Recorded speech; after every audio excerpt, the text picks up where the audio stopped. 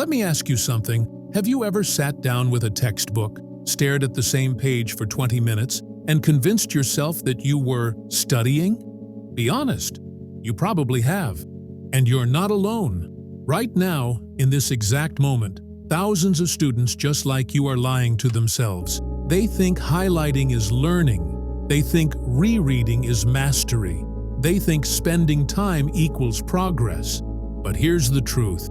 You've been sold a lie about how to study. And worst of all, you believed it. And maybe it's not your fault. Maybe school never taught you how to learn, just what to memorize.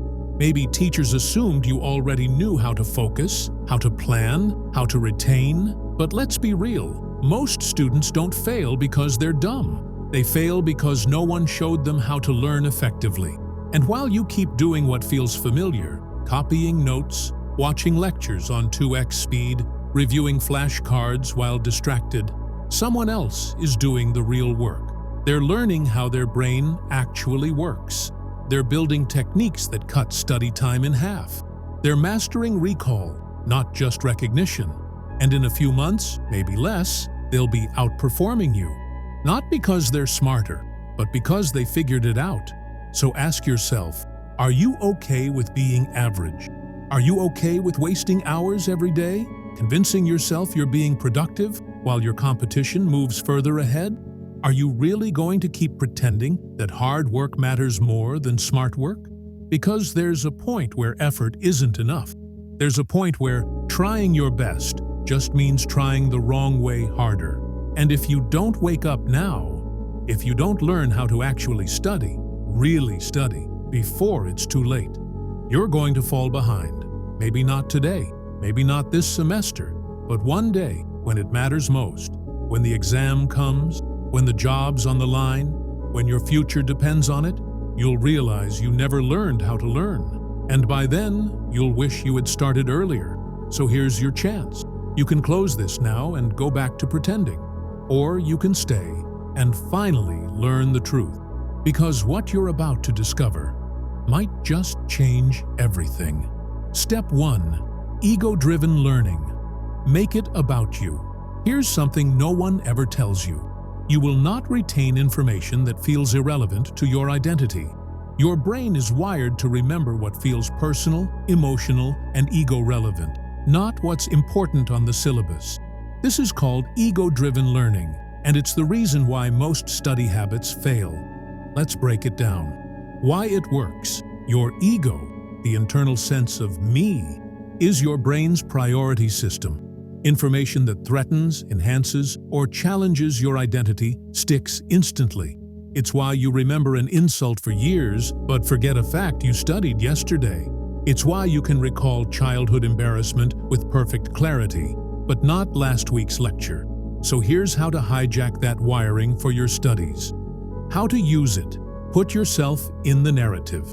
If you're studying history, don't be a passive reader.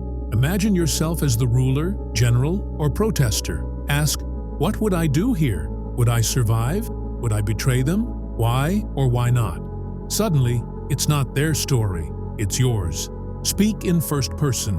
Instead of saying, mitochondria is the powerhouse of the cell, say, I use mitochondria to fuel my body's cells like engines. Tie it to your goals. Learning business? Imagine you're the CEO. Studying law? Picture yourself in court, fighting for your own freedom.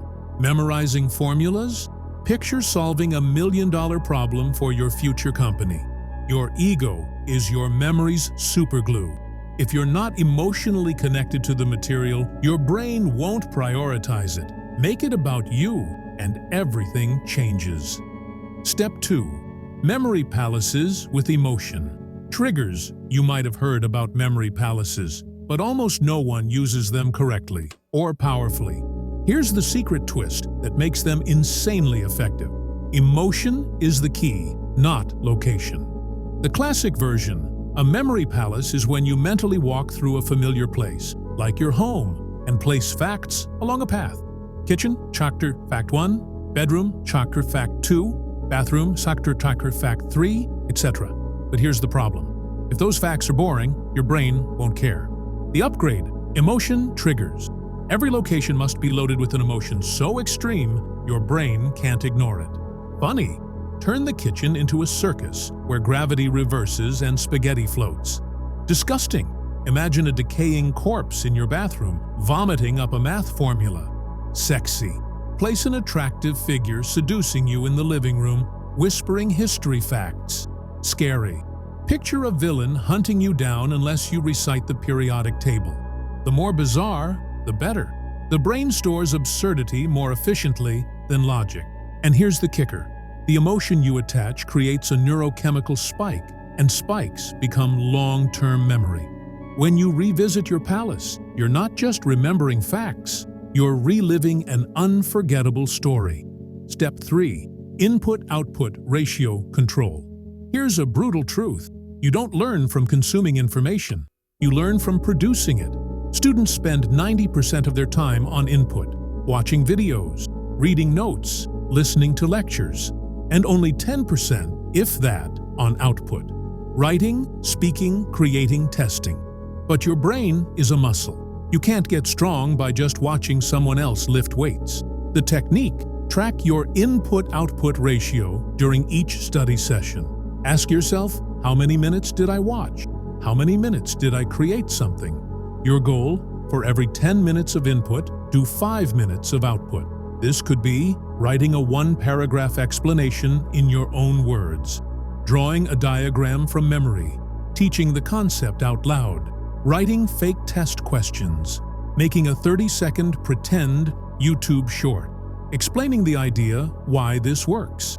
When you create output, your brain enters active processing, forming deeper neural pathways and reinforcing long-term retention. You're no longer a student, you're a content creator of your own mind. Step 4. The blur test. This is one of the simplest and most brutal tests of real learning, and almost no one uses it. Here's how it works. After you study something, maybe a lecture or a concept, do this. Close the book. Blur your vision.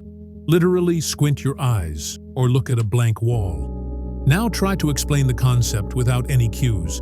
This is key. Don't let your brain see the material. No headings, no bullet points, no color-coded notes. Nothing. Why? Because most students don't actually know the content. They just know where it was on the page. This method exposes your illusions of knowledge. It reveals whether you've built true understanding or just memorized the layout. And if you can't explain it in that state, you don't know it yet. The blur test cuts through the lies. No props, no crutches, just you and the truth. Step 5. Crisis simulation training. Think about this. You never actually practice the way the game is played. You study in calm, quiet comfort. But the exam is pressure, noise, stress, exhaustion, and time limits. So why not train for that? Here's the technique. Once a week, run a crisis simulation study session. Turn off all aids. No notes, no books, no internet. Set a brutal time limit. Use only pen and paper. Put yourself in a state of mild stress. Stay up late, don't caffeinate, use background noise. Then attempt a real task. Solve problems. Write an essay. Teach a concept to a camera. This trains your brain to perform under chaos. And when the real test arrives, your mind says, "I've been here before. I've done worse than this." Most students only practice when they're at 100%. But elite performers train at 50% capacity, so they're still lethal even when drained. Step 6. Interruption training. Build mental resilience. Want to know what's more valuable than raw focus? Focus recovery. Because in real life, distractions happen. And if one text message ruins your next 20 minutes, you're not in control. Your phone is. Here's how to flip that. Interruption training technique. Ask a friend to randomly interrupt you with a tap, noise, or question while you study. Each time, stop, then snap back into focus within 5 seconds. If you're alone, set random alarms or notifications to break your focus. Your challenge: recover fast. This builds cognitive agility, the ability to re-enter deep focus quickly after disruption. This isn't just about school. In the real world, jobs, emergencies, meetings, this is a superpower. Your mind must learn. No matter what pulls me off, I come back stronger. Let me tell you something simple and final. You've just heard techniques that most students will never learn. Not in school, not in college, not in their entire lives. Because they don't look deep enough. But you did. You stayed. You listened. Now you know what actually works. This isn't about tips anymore. It's about transformation. So take one technique, just one, and put it into action today. Not tomorrow. Not when you're motivated. Now, because if you don't use it, it dies. And so does your potential. The students who win, they don't wait. They don't ask permission. They apply instantly. So close this video, stand up, and begin. Because now, you have no excuse.